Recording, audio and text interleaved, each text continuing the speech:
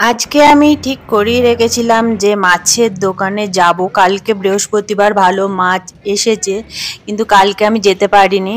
তো আজকে সকালে তাড়াতাড়ি করে সমস্ত কাজ সেরে পুজো টুজো দিয়ে এখন যাচ্ছি মাছের দোকানে। আমাদের বাড়ির কাছাকাছি আছে মাই চিকেন অ্যান্ড মোর। এখান থেকেই আমরা মাছ নিই। এখানে প্রত্যেক বৃহস্পতিবার বাঙালি মাছ ফ্রেশ আসে। তো বৃহস্পতিবারই আসি, কিন্তু যেহেতু কালকে আসা হয়নি ওই জন্যই আজকে এসেছিলাম। এসে দেখলাম আজকে 18th অ্যানিভার্সারি উপলক্ষে একটা করে গাছ গিফট করছে।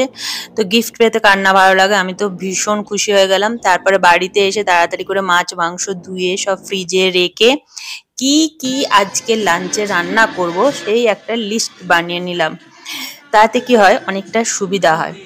তারপরে আর বেশিক্ষণ অপেক্ষা না করে তাড়াতাড়ি চলে গেলাম রান্নার কাজে। তো আজকে ঠিক করলাম একটু করলা আর আলু ভাজা করি গরম ভাতের সাথে, আর একটু ডাল, আর রান্না করছি চিংড়ি ভাপা। খুব সহজ আর তাড়াতাড়ি হয়েও যায়। সর্ষে পোস্ত নারকেল সব একসাথে পেস্ট করে নিয়ে চিংড়ি মাছের সাথে নুন হলুদ মাখিয়ে সর্ষের তেল দিয়ে বসিয়ে দিলেই রেডি হয়ে যাবে। কোনো ঝামেলা নাই। অনেকটা বেলা হয়ে গেছে, আজকে আর সেরকম কিছু ওই জন্য রান্না করছি না।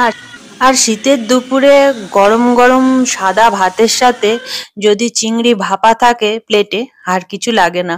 এই দিয়েই সব ভাত খাওয়া হয়ে যায়।